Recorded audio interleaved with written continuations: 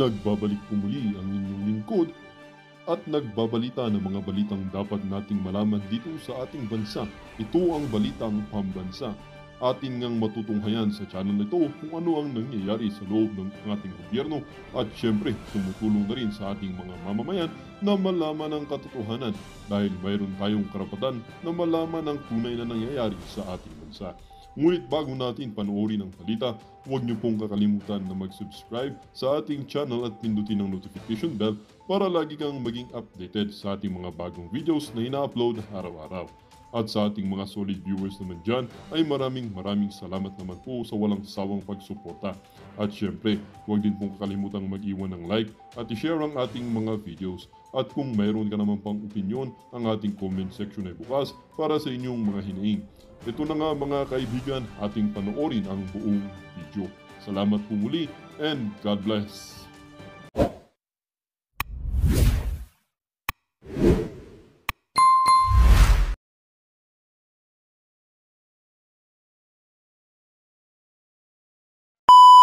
Tagapagsalita ng Philippine National Police na nasa 60,000 lamang daw po ang lahat ng nakiisa sa pagbati po ng ating former president.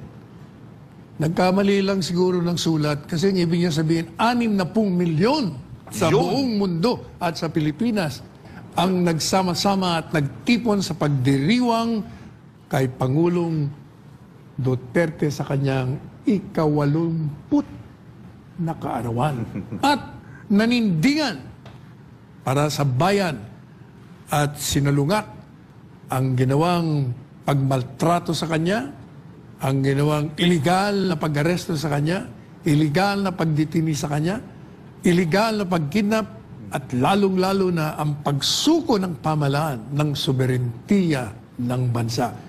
Hindi 60,000 no ang ibig niya sabihin, nagkamali lang. 60 million no ang gusto niya sabihin.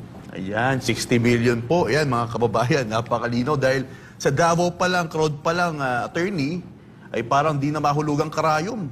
Sa sobrang dami. Isipin mo, yan daming yan, 50,000. Nakikita ko sa screen, tingnan niyo sa screen. So, yan, napakalinaw. So, hindi may pagkakaila ng ating mga kababayan na lumalabas sa ating mga video, sa ating social media.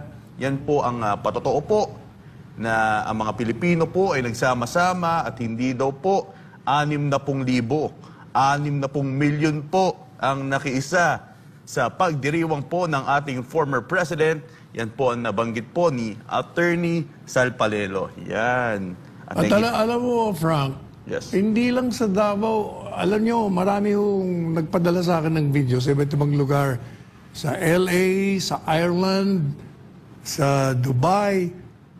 In fact, galing ako sa Ormoc City. May malaking rally din doon. Yung grupo nila, Mayor Gomez at Congressman Richard Gomez at Mayor Lucy Torres.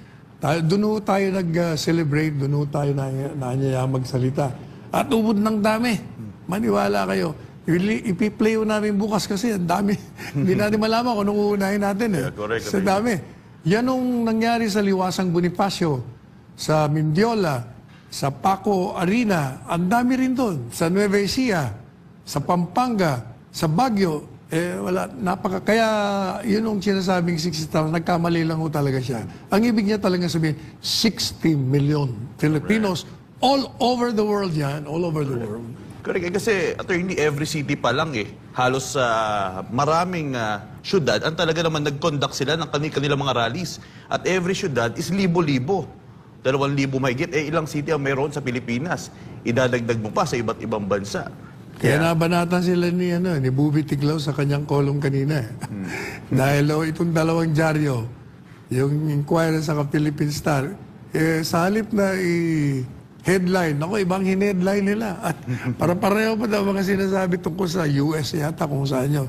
Pero inignore nila yung milyong-milyong Pilipino na nagdiwang at nanindigan sa buong mundo, buong mundo.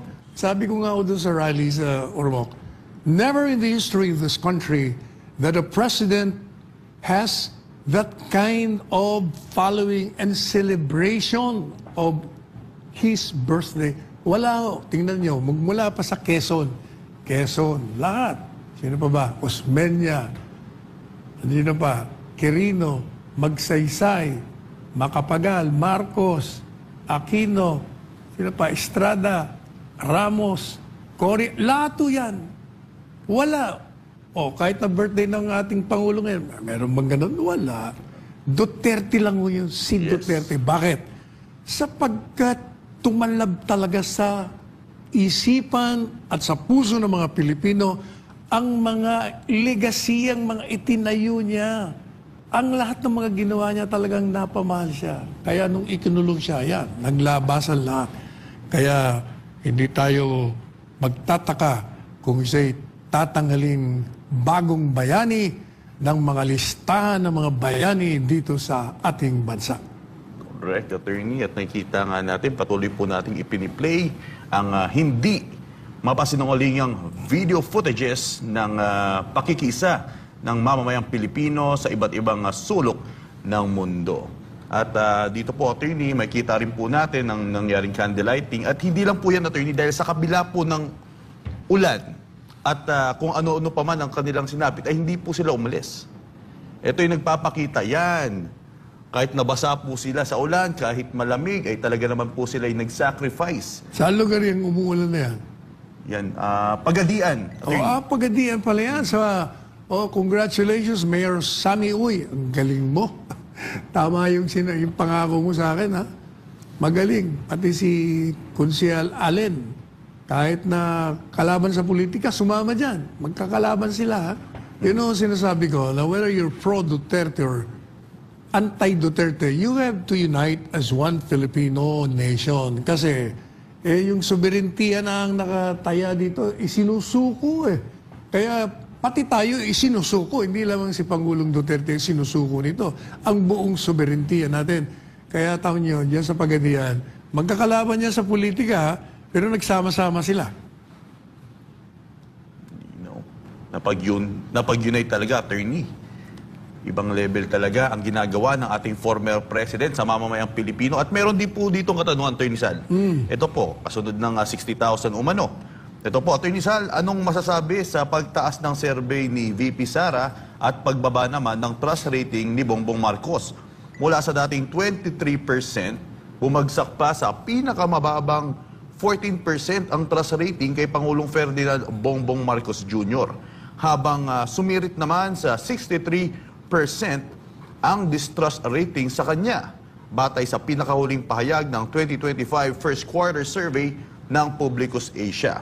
Samantala, si Vice President Sara Duterte na nakitaan ng pag-akyat ng trust rating na mula sa dating 31% ay naging 39% sa pinakahuling survey. Ano po masabi niyo po dito, Attorney Sal? Yan pong ginawang survey ng Publicus kung saan ay bumagsak ang rating ng Pangulong Marcos Jr. at lumipad naman, paakyat ang rating ng BP Inday Sara ay hindi na katakataka at inaasahan sapagkat yan po mawalang galang na sa ating kaibigang presidente. That is a handwriting on the wall. Yan po ay nagpapakita na kung hindi po talaga magbago ang inyong mga pamamaraan sa pamamalakad ng ating bansa, maniwala kayo, mauulit ang nangyari sa ating kasaysayan na nakalulungkot, na ayaw nating mangyari, pero mukhang mangyayari pag hindi kayo nagbago, ang pangatlong pag-aalsa ng taong bayan. Sapagat alam po ninyo kasi hindi talaga may iwasan eh. Ang pamahalaan ay nilikha ng taong bayan upang ito'y magbigay sa kanila ng proteksyon at manilbihan sa kanila. Kaya naglukluk sila ng mga kinatawan nila dyan. Naglukluk dyan sa sangay ng ehekutiba, sa sangay ng lehislatura, sa sangay ng juridikatura, upang sila po ay magsilbi at bigyan ng proteksyon. Hindi yung sila pa ang magpapakanulo at magtataksil sa mga sinumpaan nilang oath nung sila ay naging mga public officials. Alam po ninyo, palagi nating sinasabi, nung nagkaroon ng EDSA 1, nagkaroon ng EDSA 2, bumagsak ang ekonomiya natin. Huwag na nating ulitin yan. Kaya we're addressing the people in the government, especially the hierarchy, those who wield political power. Huwag na po kayong maghintay na magkakaroon pa ng 3 EDSA, 3. Tayo ay magkapit-bisig bilang mga Pilipino. Magpatawaran tayo. Kalimutan muna natin ang politika. Para umakyat na ho tayo. Hindi pwedeng palagi tayo nakalugmok. Palagi tayo nagpapalit ng pamahalaan. Walang nangyayari. Palit tayo ng palit. Pag ibang naupo, sinisiraan yung dating nakaupo. Ay wala ko talagang mangyayari sa atin. Ang nakikinabang lang ay yung mga nandyan na humawak ng kapangyarihan, ginagamit ang kapangyarihan nila upang sila'y makinabang ng makinabang at manatili sa kapangyarihan. Attorney, at minsan nga po, Attorney, ay nabanggit po ninyo sa programang ito ay patungkol sa chain of command na nabanggit nyo po na isa sa kapamaraanan para makiisa ang backbone po ng ating gobyerno, which is the Armed Forces of the Philippines and Security Sector, is kinakailangan po nila makita ang power ng masa. Yung dami ng masa nang sa gayon po ay may posibilidad na makiisa dahil ang sinusunod po nila ay ang konstitusyon, which is ang boses po ng bayan. Ano po ba yung mga bagay na para mabigyan linaw o sapat na kapamaraanan para makita po natin na mag-rule po ang gusto ng tao sa bansa? Kaya paulit-ulit ko sinasabi sa programang ito, kahit mga nakaraang taon pa, ang Armed Forces of the Philippines ay itinakdang protektor ng sambayanang Pilipino. At siyang sandatang lakas, nakalulungkot mang sabihin, yung kanilang training, iba. Ang training nila ay follow the chain of command. So kahit na illegal ang utos ng nasa taas, pinatutupad ng nasa baba. Kaya nga hindi ba ang panukala ko, dapat ang training nyo ay palaging loyal kayo sa saligang batas, sa batas. At pag ang nakatataas sa inyo ay nag-order ng isang illegal na order, sa halip na patuparin nyo yun doon sa pinahuhuli niya, ang hulihin nyo, ang ikalaboso nyo, ibilanggo nyo, isakdal nyo, ay yung nag-utos. O yan po. Yan ang dapat na training, pero mukhang malabo dahil iba ang training. So, anong nangyayari?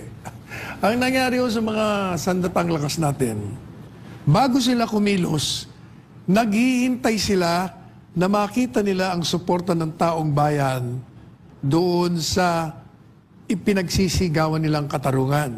At yan po yung nangyari sa EDSA Revolution. Nung makita nila na ang taong bayan ay lumakad, lumabas sa kalye, milyon-milyon, saka lang po sila sumama, yung mga militar at mga pulis. Nangyari din po yan sa EDSA. Nag-withdraw ng support nung makita nila ang taong bayan na roon. Kaya hindi yung malayo na pag ang mga tao ay lumabas sa kalye at nagsimula na nga lumabas, mapayapa. At pag nakita ng sandatang lakas, may problema talaga ang nakaupo. Kasi sabihin na, teka, mukha yata hindi na kayo sinusuportahan ng taong bayan. Kami yung mga protektor ng bansa. Paano po yan? Yan ang mangyayari dyan. Sana hindi ba karating sa puntong yan. Sana ibalik nyo na si Presidente Duterte dito sapagkat kayang-kaya nyo naman ibalik yan. Dahil kayo ang dumukot, kayo ang nagbigay sa isang dayuhan, ay pwede nyo kunin yan. Kayang-kaya. Kaya gawin nyo na para maging mapayapa tayong lahat. Correct, Attorney. Pero parang medyo magkaiba lang yung patoy nila, Attorney. Kung bibilangin natin yung dami ng mga rally, 60 million, more than sa nangyari sa EDSA, ay hindi po ba tingin nyo isang senyalis na ito na magandang makiisa na rin po? Alam mo, ang military, tinitingnan nila sa isang lugar na ubod ng dami. Kaya inaantay siguro nila yung EDSA. Pareho nung nangyari sa EDSA 1, EDSA 2, yan ang inaantay nila. Gaya, halimbawa, yung Iglesia ni Cristo, nako, malaking bagay ang Iglesia ni Cristo. Pag inulit po nila yung 1.8 million sa Luneta at dadagdagan pa ng ilang milyon pa, wala na, tapos na labanan. Yun ang inaantay palagay ko. So anytime na kayang-kaya pala mangyari kung gustuin lang pala, attorney. At kayang-kaya rin ng gobyerno na ibalik si Presidente Duterte para hindi na matuloy yung mga ayaw nating mangyari. That's correct. Correct po kayo, attorney. Tandaan nyo, ayaw ng Pilipino na magkaroon ng karahasan sa ating bansa. Ayaw ng mga Pilipino ang tayo'y mag-away-away sa isa't isa. Ayaw po ng Pilipino yan. Ang gusto ng Pilipino, magkaisa, maging mapayapa, at maging maunlad tayo. Ang problema, yun pong mga niluluklok natin, masyadong matatakaw. Ang kakapal nga ng mga mukha nito. Hindi natin malaman kung paano natin gagawing manipis ang mga mukha nito. Ano kayang gagawin natin? Lalabahan na lang natin? Ikula kaya natin? Baka sakaling maging manipis. Kaya nga, attorney, rocket yan talaga. Kaya sa darating na eleksyon, doon na lang po tayo bumawi, mga kababayan. Pero sa iyong kolumn po, attorney, Attorney Sal, na Duterte illegal arrest, unlawful detention, kidnapping, and surrender of sovereignty by state authorities. Last 3 parts, basahin ko, Attorney Sal. I see the situation in the Philippines would be inadmissible under Article 17, 418, a review of Presidential Decree 106/9 shows that extradition can only be granted under the conditions enumerated below, which serve to protect the accused.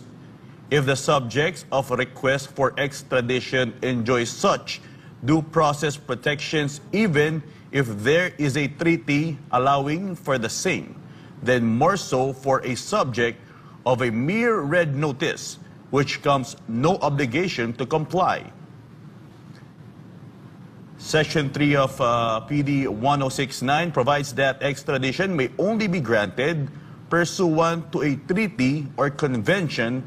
The Philippines has no obligation under any treaty or convention currently in force to extradite former President Duterte to the ICC. Section 5, 1, and 2 of PD 1069 requires the respondent Secretary of Justice to immediately designate and authorize an attorney in his office that shall file a written petition with the proper regional trial court with a prayer that the court take the request under consideration and shall attach to the petition all related documents. The former president was not even given a real opportunity to exercise his remedies under Philippine law before he was forcibly shipped out on a plane bound for The Hague. Notably, the former president, together with Senator Ronald Bato de la Rosa, was able to file a petition for certiorari and prohibition with this honorable court before 5 p.m. on March 11, 2025 to question the government's cooperation with the ICC and Interpol. This would have given this honorable court an opportunity to evaluate the propriety of the former president's arrest. However, the respondents proceed with his removal from the Philippines, notwithstanding the pending petition, and is threatening to make the same moot. Section 6 of PD 1069 requires the original trial court where the petition was filed to summon the accused and give him an opportunity to answer the petition. The former president was never given an opportunity to answer any of the offices of respondents, much less a court. Section 6 of 1069 provides that the regional trial court may issue a warrant for the immediate arrest of the accused if it appears to presiding judge that the immediate arrest and temporary detention of the accused will be served the ends of justice. No judge had the opportunity to determine if former President Duterte's arrest was necessary because the respondents arrest him without a warrant issued by any court of competent jurisdiction. Section 6, 8, and 9 of Presidential Decree 1069 required the regional trial court to hear the case and for the hearings to be public and conducted in such manner as to arrive at a fair and speedy disposition of the case.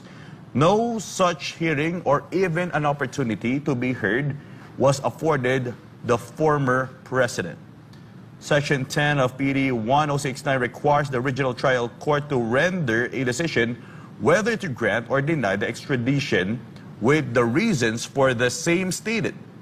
It further requires that granting the extradition must be based upon showing of the existence of a prima facie case.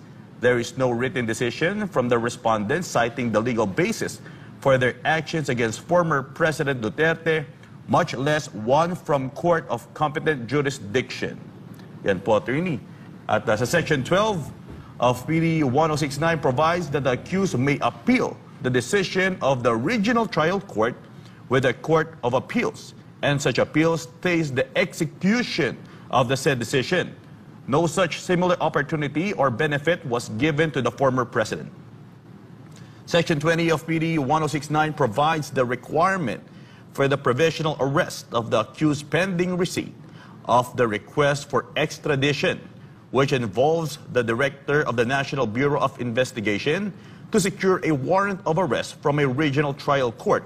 Again, the respondents arrested the former president without a warrant issued by a court of competent jurisdiction. 49 all to add, there is no legal basis for the arrest, detention, and removal from the Philippines of former President Duterte.